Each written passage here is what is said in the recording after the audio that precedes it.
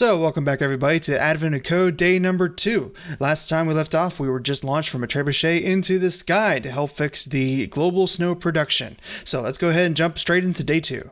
You're launched high into the atmosphere. The apex of your trajectory just barely reaches the surface of a large island floating in the sky. You gently land in a fluffy pile of leaves, and it's quite cold, but you don't see much snow. An elf runs over to greet you. The elf explains that you have arrived at Snow Island and apologizes for the, lack of snow. He'll be happy to explain the situation, but it's a bit of a walk, so you have some time before you get there. They don't get many visitors up here, and he asks you to play a game in the meantime. As you walk, the elf shows you a small bag and some cubes which are either red, green, or blue.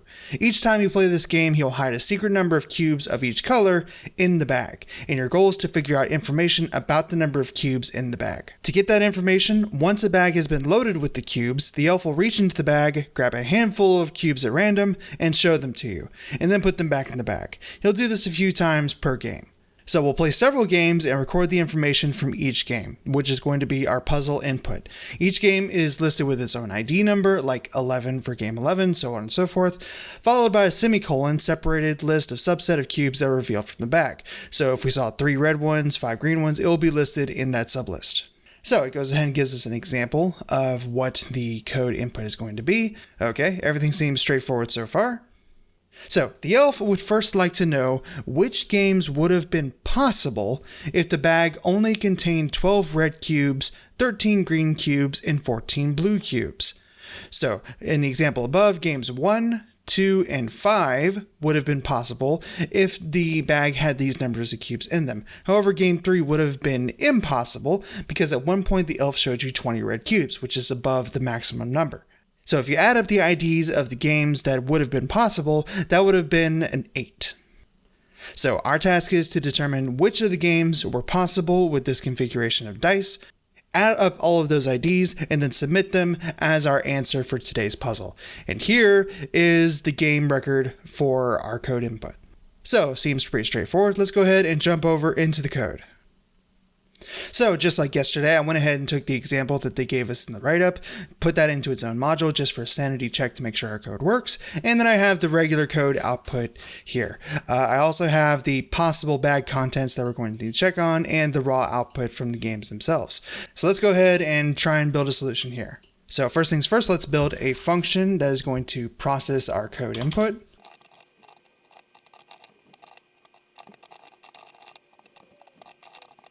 Okay, just like before, we have a function that's going to be our processing the input, where we're going to take all the information that we know, including the game observations and what we think the bag actually contains. We haven't done any processing yet, but that's okay. And we have a rough framework here to test if our sample actually gets calculated and whether or not that actually matches the expected answer from our sample. So the first thing that we need to do is split the input into their individual games. We can do that simply by just splitting on new line characters. So we got games is equal to game without split, and we're splitting on new lines just like that, and then we can process each game individually.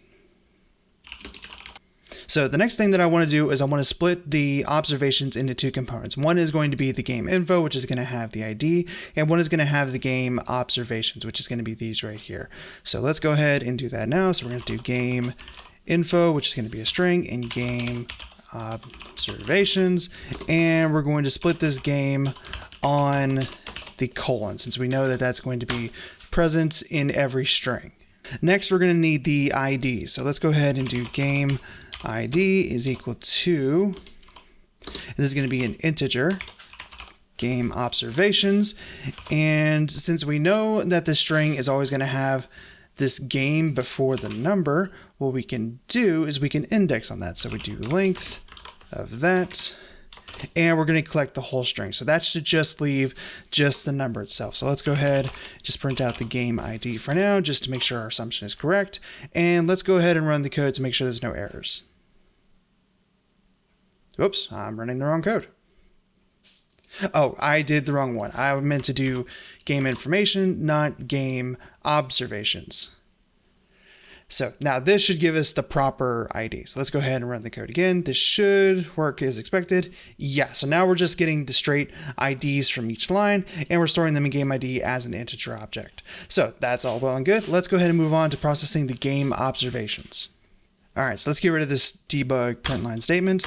So each game is split up into separate rounds. So each separated by the semicolon. So if we split on semicolon, we should get each individual game round by himself. So let's go ahead and say game rounds is equal to game observations split. I have a feeling we're going to be doing a lot of splitting in this question. And now what we can do is we can process each game round individually. So now what we need to do is we need to get the cube information, which is going to be separated by the commas here. So each observation is going to have the number and the type of cube in the observation. So let's just say cube, if I can type.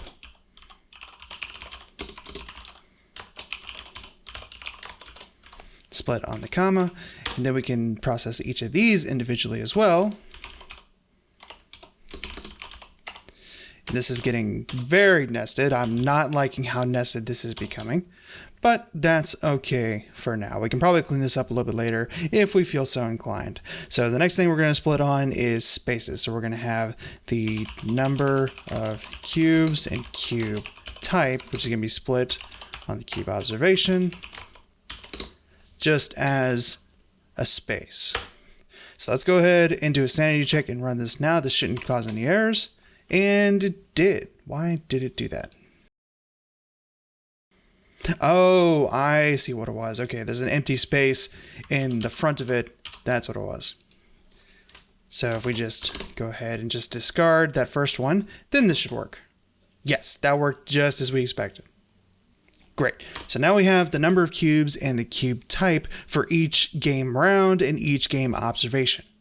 So for this particular puzzle, what excludes a game from being valid is the fact that one of these observations exceeds what's in the possible bag contents. So if we see a cube type that is red that has 20, but our bag contents only has 15, that means that that game is invalid. So we can go ahead and use this, and we can set a flag if we find an observation that exceeds this bag contents. So let's just go ahead and say is valid, and let's just assume it's true at first.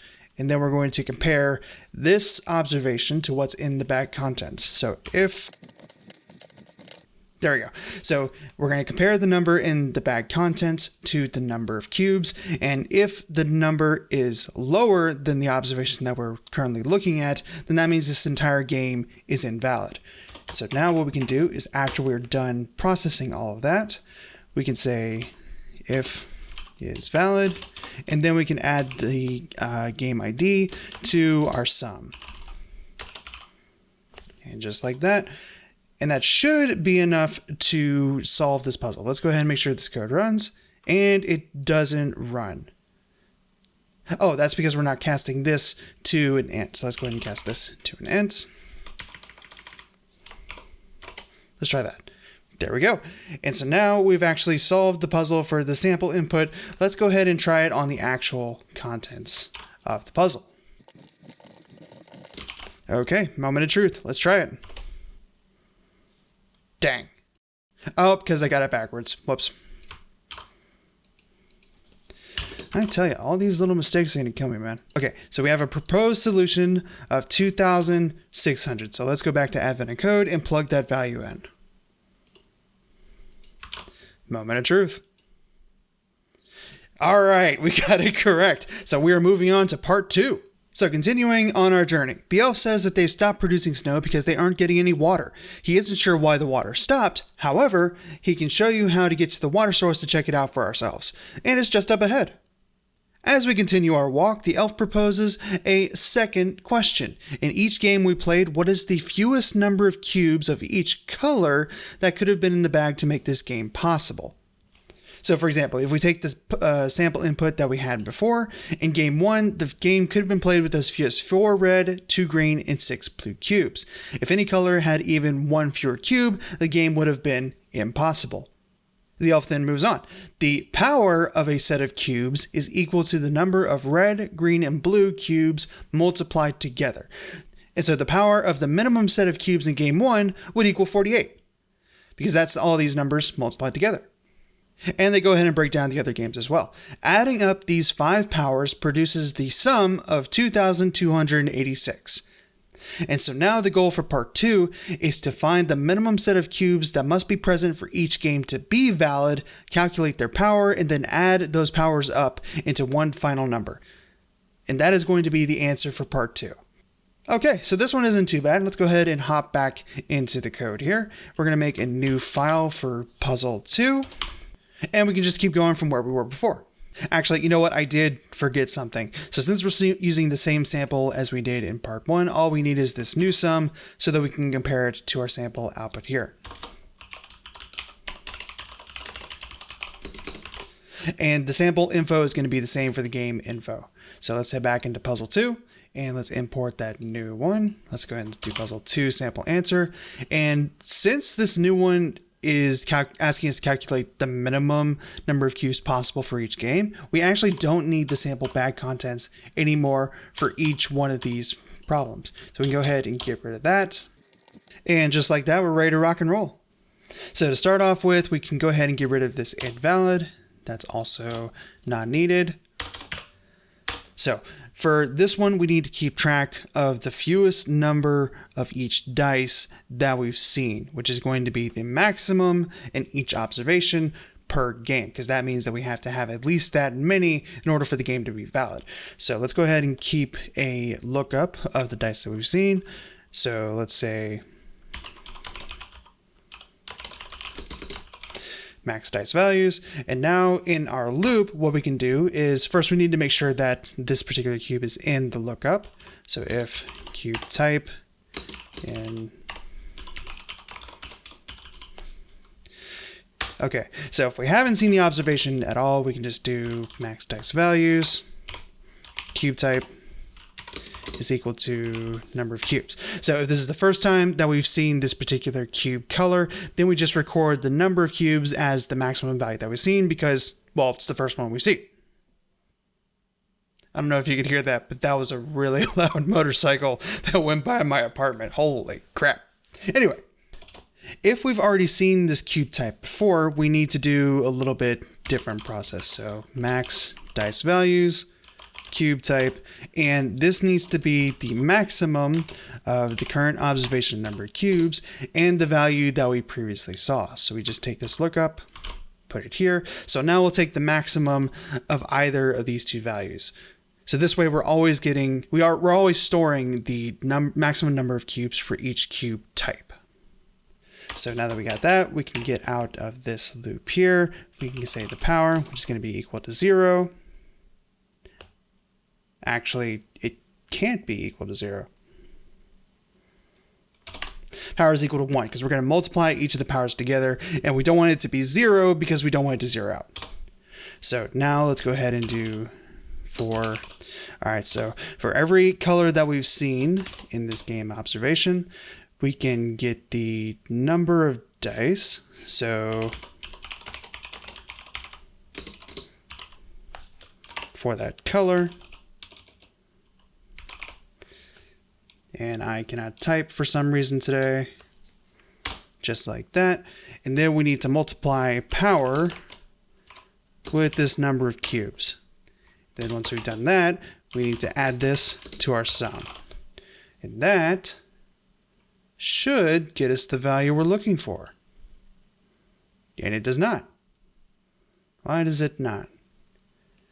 Because I am once again forgetting to convert this into an integer.